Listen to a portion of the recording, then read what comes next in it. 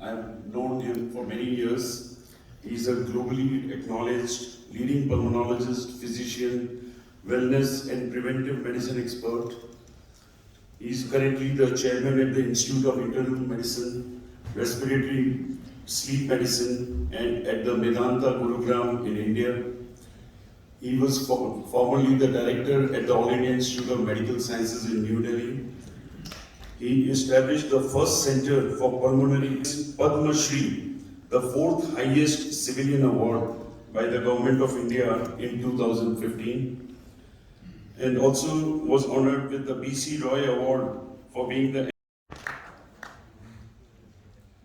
Thank you, Professor Stefani, for your kind words, and I'd like to take this opportunity, first of all, to really thank the Nepalese Respiratory Society for inviting me here and congratulate them on the first congress that they're holding.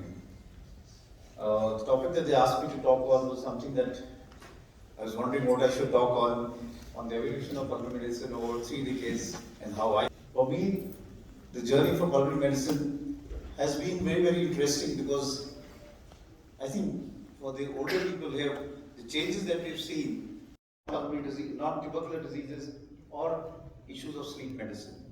And things have changed as far as times are concerned.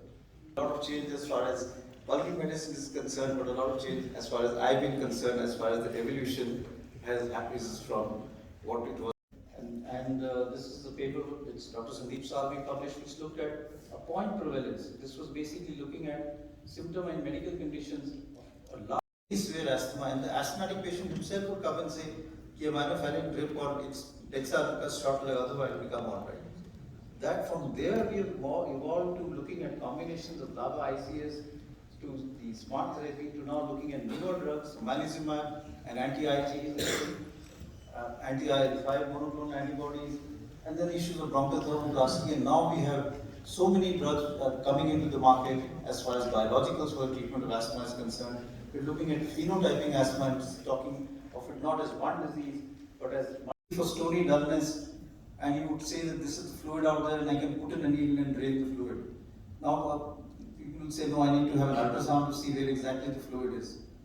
We are losing out on those clinical skills which were so important when we were residents in terms of managing your patients. Listening to your patients, the art of listening is also a part of medicine. So medicine is a science and we've made huge advances as far as the science of medicine is concerned. But I think we should not lose out on the art of medicine because that is also equally important when we talk of the science and art of medicine. So I think that is something that we're losing out as far as medicine is concerned.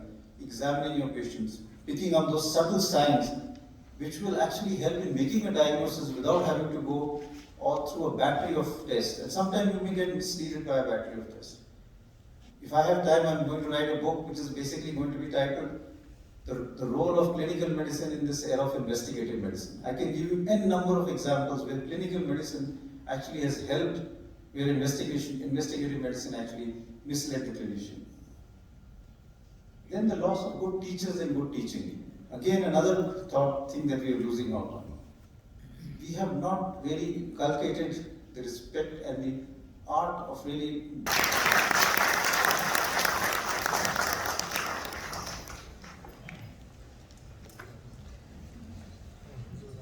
Thank you very much, sir, for your inspiring and motivating words, dear Jambes.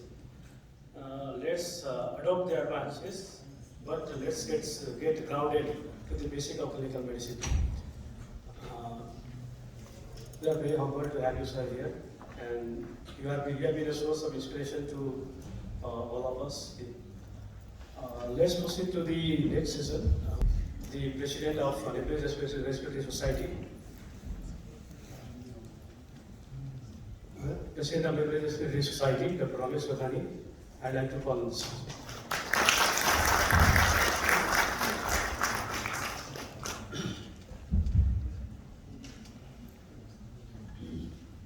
Yeah, I'd like to call on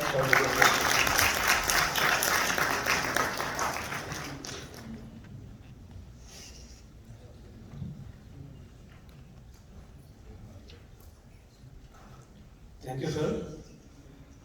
He is a special guest I'd like to call Dr. Rajiv Goel, an eminent interventional pulmonologist on the stage, to take us.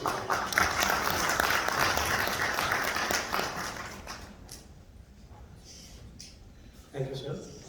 I'd like to call on the stage the Vice President.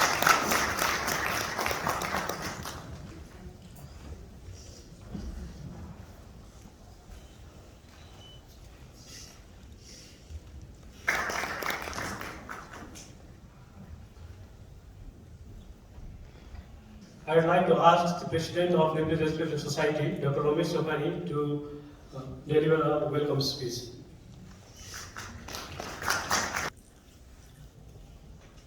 Honorable Chief Guest Dr. Randeep Guleria, Guest of Honor Dr. Rajiv Goel, distinguished members on the dais, international, national faculty, delegates and friends. Today is a historic day for the Nepalese Respiratory Society, which was established on 27 July 2019, as we are inaugurating its first conference. A workshop on basic bronchoscopy, medical thoracoscopy was attended by over 60 delegates from different parts of Nepal yesterday. Participants not only learned the basics of these technologies, but also received hands-on training in these procedures. Our scientific committee has made a comprehensive program to extend a very warm welcome to everyone. Thank you.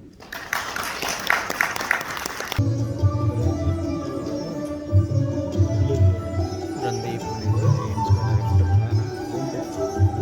Guleria.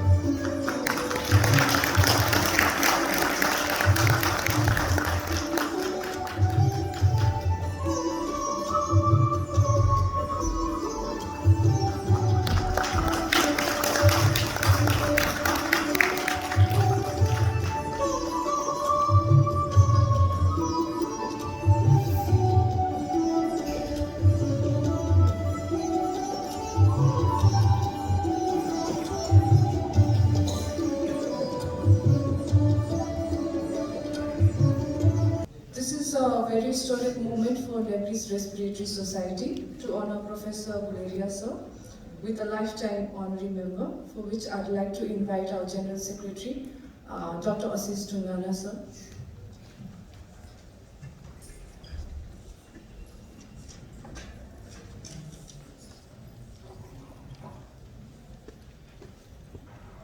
Thank you, Dr. Ditambara. Dear senior and colleagues, standing here today and introducing my mentor, Professor Dr. Randeep Guleria, gives me a great deal of pleasure. Professor Guleria is well known amongst pulmonary critical care and sleep physicians globally. He began his medical studies at the ICU. He is not only a fantastic teacher, but also a friend, a philosopher, and a mentor to his people. Request President NRS Dr. Ramesh Sokhani to confer the life honorary membership of the Nepalese Respiratory Society to Professor Guleria.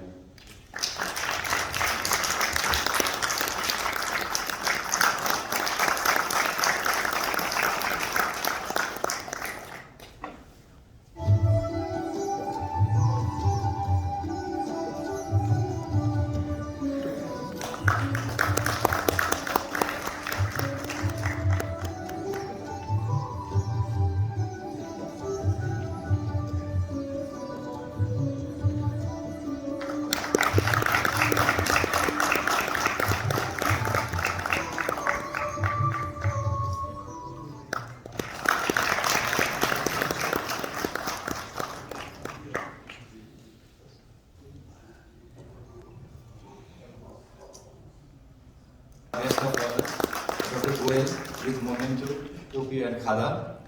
Dr. Goel is amongst the leading interventional pulmonology, amongst the leaders of interventional pulmonology in India, and I think he has been very active in shaping up our workshop, where we had extensive learning experience of the stage faculty for this conference, ladies and gentlemen.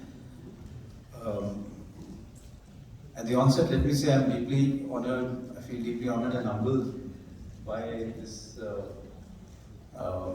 award that is, or the life membership that I've been given by the Nepal specialty here. I used to come here as an examiner for medicine, both to NAMS, the IOM, and to the RAN, and also had the opportunity to meet a number of people during that time and would push for developing this specialty both at BP Korala Institute and in Kathmandu. Therefore, it gives me great pleasure to see how things have evolved and the fact that now not only do we have a vibrant society. Years ago when I used to come and at that point in time, Dr. Chupani used to be the only pulmonologist in Kathmandu who was really involved in a lot of active work, academic activities. But that has now, under his guidance and leadership, changed as far as Nepal is concerned. There is still a lot that can be done in pulmonary medicine. I'd like to call Dr. Rajiv Goel, his special guest today in the inauguration ceremony, to say a few words, sir. Good morning, everyone. I must say that we've been sort of overwhelmed with the hospitality we have been, we received over the last 2 days, and I feel really honored to be here, Ramesh, and so much of warmth we have received. I must also say that we are holding this conference, and I would, wish all of you the best for the future. Thank you so much. Ceremony. I would like to call the Vice President of Nepalese Respiratory Society, Dr. Rosetta Srivastava, to express a vote of thanks to the guests and all the participants.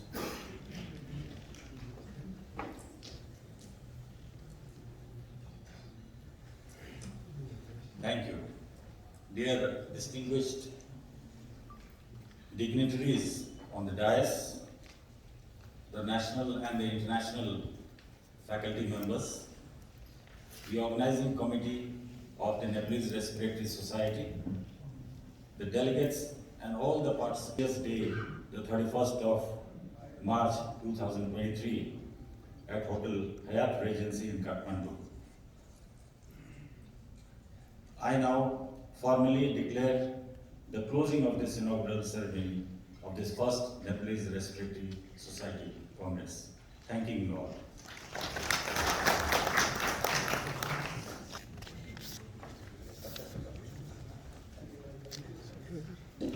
To chair this session, I'd like to invite Dr. Ramesh Chauhane, who is consultant pulmonary critical care and sleep medicine.